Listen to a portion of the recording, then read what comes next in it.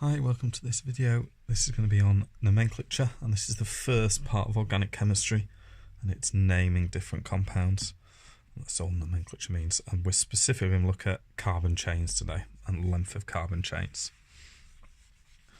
So in organic chemistry, the length of the longest carbon chain in a molecule dictates part of its name, depending on how long it is. So let's say we'll create a little table up here. If we go number of carbons, and that's not just number of carbons total, but just number of carbons in the longest chain. We go down 1, 2, 3, 4, 5. We'll go to 6 to begin with. Just go on further than that. Depending on how many carbons in its longest chain, we get slightly different names. So we call it the prefix because it generally goes at the start of the name of a compound. Other things can go before it, but generally this is at the beginning.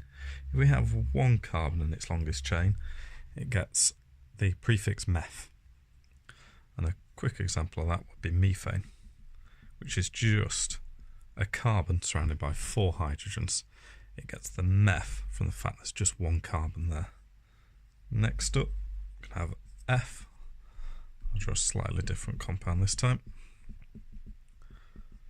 So 2 carbons this time surrounded by 4 hydrogens and a double bond between the 2 carbons. This is known as ethene. So eth comes from the fact we have at the front prop.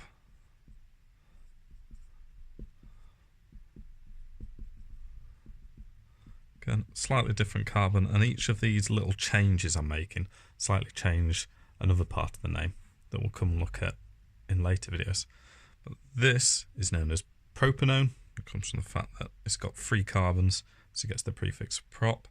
If it was 4, it'd be bute, 5, pent, and 6, hex. So these are our prefixes. If we carried on, 7 is hept, 8 is oct, 9 is nona, and 10 is deca. We get different names for them, and it's always kind of that prefix. So look at some examples here. We'll draw some structures out now of a compound, and we'll have a look at it. And it's worth just thinking to yourself now, what prefix would you give this compound? I've chosen a bit of a tricky one to start with. And if we have a look at this, what we're looking for is the longest number of carbon chains. Some of you may be tempted to say, well, there's 4 carbons, therefore I'll call it bute. But it's not a bute, because it's not, the longest carbon chains isn't 4 carbons long. If we look here, we go 1, 2, and then we split. We can either go up here to 3, or we can go along here to 3. But what we can't do is go to this one and go 3, and then go back to there and go 4. The longest chain is only 3 carbons long. So this is a prop, and it gets the suffix ane. And we'll come and look at, again, I'll come look at later videos where this part comes from, but it's prop because it's got 3. Now this side chain, we call it splits off, is actually known as methyl. Now it's meth because there's just 1 carbon there. That ile, again, we'll come and look at that in later videos. But we get meth, which just essentially means 1 off of 3. And that's what we've got here. 3 carbons in a row with 1 coming off it.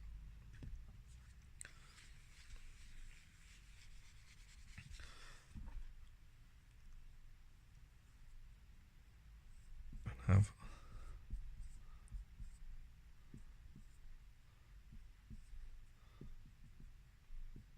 I'm not going to waste time putting all the hydrogens in.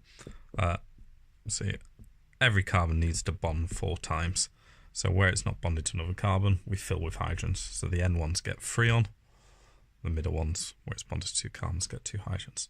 So this is another one that often tricks students up. And they'll look only at the horizontal and go, well, there's 1, 2, 3, 4, 5 carbons there. So it's a pent. There are 2 side chains there. But if we look at the longest chain, it actually goes 1, 2, 3, 4, 5, and then 6 here.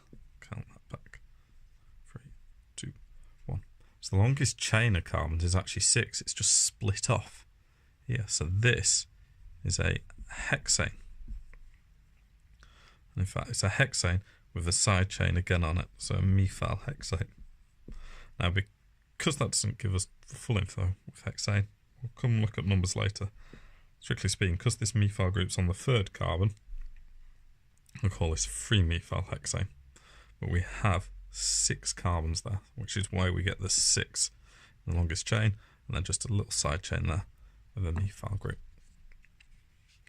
The final example we'll look at is another one that can cause errors. So, just sort my board out. So I've got 4 carbons in a row filled up with hydrogens, and then what looks like an ethyl side chain. So 2 coming off the side. So a lot of people will go, well, there's 1, 2, 3, 4. And that's the horizontal line across. And only look at the horizontal. This must be a bute. And it's got a side chain of 2 carbons off. The longest chain in this is actually 1, 2, 3, 4, 5. All those are in a nice chain. So this is actually a pentane. Pent from 5, and that methyl group is off the side. So this is actually the side chain, and it's on the third carbon, so we call it 3-methyl pentane. So that's another kind of mistake that some people make with naming. I've put some questions again below. Please try the questions. Just watching these videos isn't the best way to go over this content. The questions are much, much better to go through. If you need to come back and have a look just to check any of them, come back and have a look at this. So good luck.